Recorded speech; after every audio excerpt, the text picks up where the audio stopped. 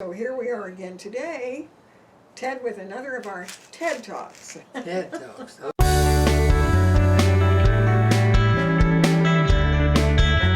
I don't know, I tried to call you to see what you wanted to talk about today, but I hadn't, for the last couple of 3 hours, I hadn't been able to find my phone.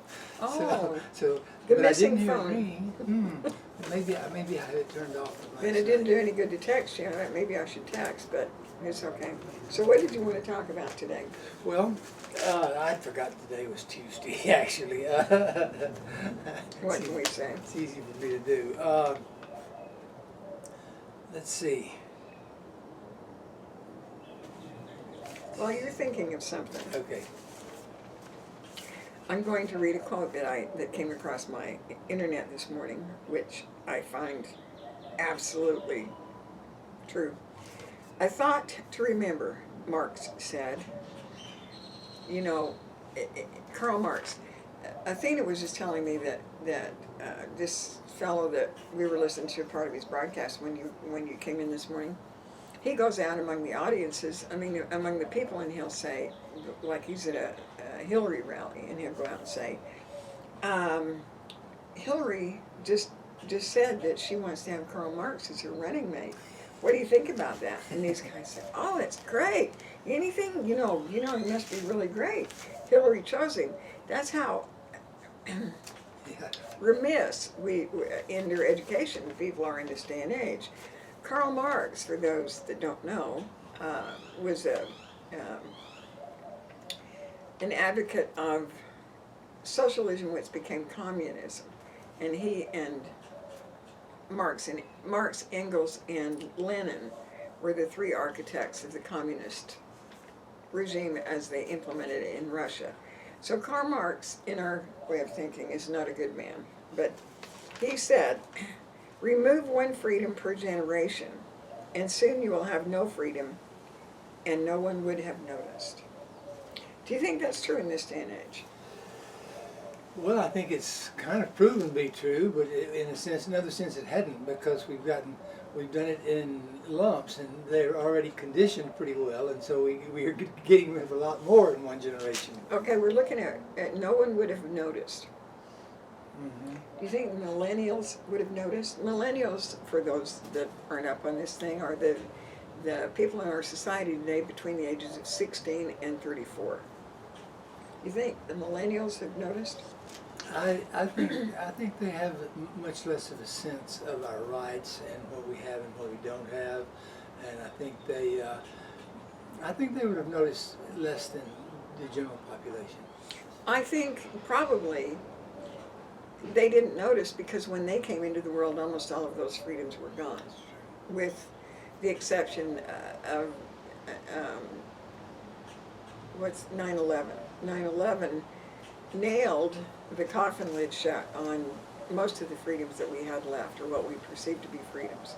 So some of those people may be familiar with 9/11 and some may not, but I think they inherently know that we don't have freedoms. If they read any history, if they give me liberty, give me liberty or give me death, what kind of a guy would say that?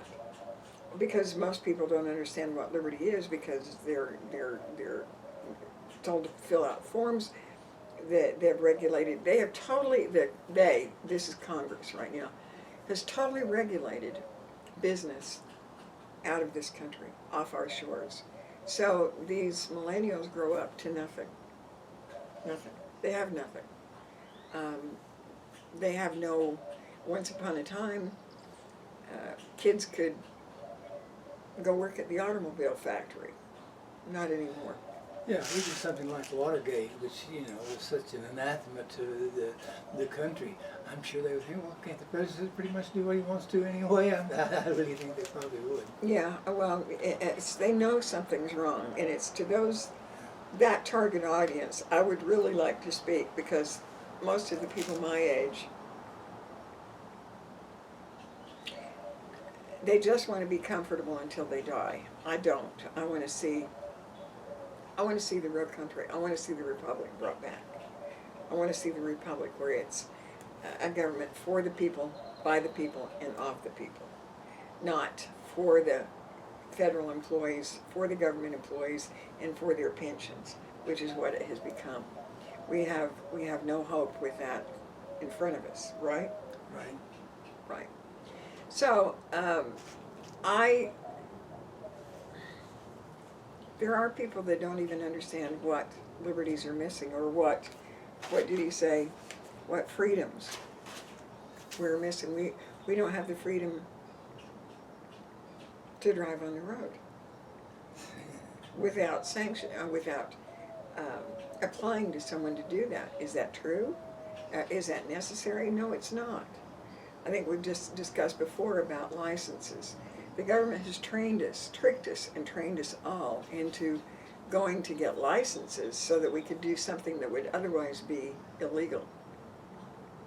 First license came about in the 1700s. It was a black slave owner that wanted to marry a slave, and that was forbidden. And so he picketed pleaded to the Congress, to the legislature of the North Carolina to allow him to change the law to allow him to. I don't know that it was black because it was misogyny, so it was two different races anyway. So maybe it was a white one marrying a black slave, but he got permission from the legislature, and that was the first license. In 1700? Mm-hmm. So permission to do something that would otherwise be illegal, and we are trained to get licenses. We are trained to get your medical license. Marriage. Marriage license. Yeah. Therapy license. You're a massage therapist, you get a license. You're a hairdresser, you get a license. And those are totally controlled by administrative bureau of, oh, by the way, government employees who are getting pensions. I bet tattoo people have licenses too. I wonder about that. Yeah, they have licenses too, those people. You must fill out a license because I work for the government and I need a pension when I retire. When I put in my 20 or 25 or 30 years. Or maybe if it's really a bad agency of the government, 35 years. I would have to work when the rest of us work from dawn to dark and birth to death. So we have definitely created a different world in which we live than from which I grew up in. I grew up with freedoms and liberty. We ran free with the wind in our hair. There are a lot of articles, even back at the first swearing in of Clinton, about his major teacher and influence in his university life was somebody who really felt like we should enormously diminish human rights. Human rights. Well, I don't think they. I think they probably use the word. I was hoping you were going to say government employees, diminish the size of our government, and instead you said human rights. Yeah, that's a lot more. How depressing. disappointing. Really. But he's been an advocate for diminishing, whether we want to call them civil or human rights. I think, in a sense, I like to say human rights because I think our Declaration of Independence, really talked about, what was God given in the way of rights, and that includes humans. Yeah, well, I don't like the word human being because I learned in my travels that human being was an inferior type of man or woman who drew breath. And so I try to not reference it, but I'm going to use the normal.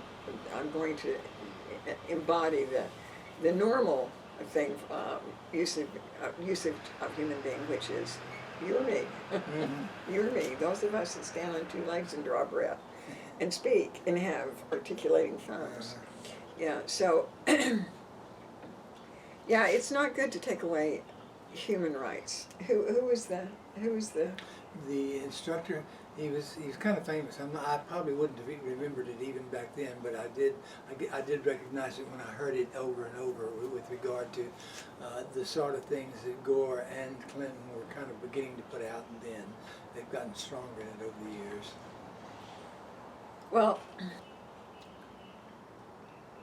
have to get liberties back. Don't you agree? Yes. We have to get liberties back. I was listening to the radio on my way over here today, and it was talking about Puerto Rico. Puerto Rico is, I forget, because the numbers, who cares? The numbers are so out of perspective. Puerto Rico didn't default on their debt today because they got a 30-day extension to pay Wall Street. What happens is in any country, the IMF, the international funds, they go in and they talk the countries into creating debt and to creating credit and debits, and that gets them in deep debt to bankers or Wall Street, actually. Remember Wall Street, the place where it used to be a slave market, and now it's a bond market, same thing. So their job, the banker's job, the international banker's job, is to put us all in bondage, slavery. And they have done a remarkable job in doing that. For some reason, people aren't as interested in saying, no bonds on me, no, don't shackle me, I want to breathe the air on my own whenever I want to. They're more interested in getting a new car or getting a new house or getting in debt in order to bond them, to become in bondage. And countries do that. So Puerto Rico has 3.5 million, I hope I get this right, 3.5 million people that live in Puerto Rico, men, women, and children. It's a very small island. Beautiful island, I've been there.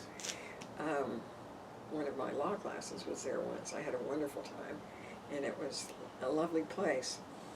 Oh, that's the rainforest. Yeah, well, the rainforest, that's why I was dying to see the rainforest, and I got there, and Mel Stemper, who was teaching the class, said, we thought about calling this off, which would have been the end of me. I mean, my hope would have been dashed against the dastardly rocks, because the hurricane that just came through wiped out the rainforest, and we don't have any electricity. Oh, I said, I don't care. I just want to see the rainforest. You know, it takes me a while to catch on. So I just mentioned that the rainforest was decimated. I said, I don't care what conditions it is. I just want to see the rainforest. Well, if it's decimated, there's really no rainforest. I'm not too quick sometimes. And then this is really a fun trip because we got to his place. He had bought this little 3-bedroom place to teach his law classes, and we only had 2 students. This is the first one he tried in this manner. He used to go around the states and give classes. But this one he decided he'd try to implement a school where he could stay in Puerto Rico and where he lived and have the people come to him. So we had 2 students there, and he apologized to us again when we got there. His wife would come in and cook our meals, a kerosene stove, okay, so still it's not registering. And he said, we don't have any hot water. We do have water because he had a cistern on his roof, so we had plenty of water for showers and whatnot.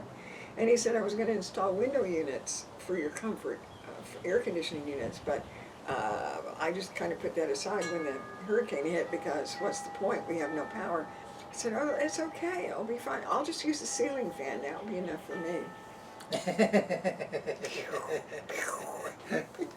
So when I turned the ceiling fan on, it didn't work. Oh gosh, no electricity.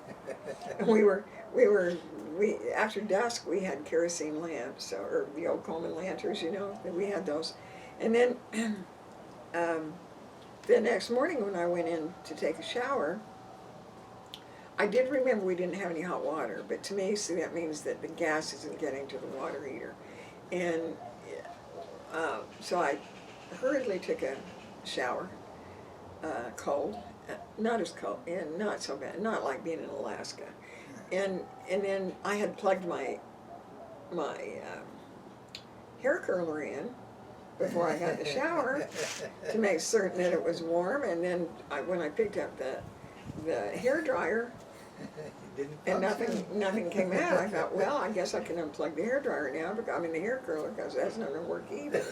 So finally I got the message that we didn't have electricity. I do know history better than I do know electricity.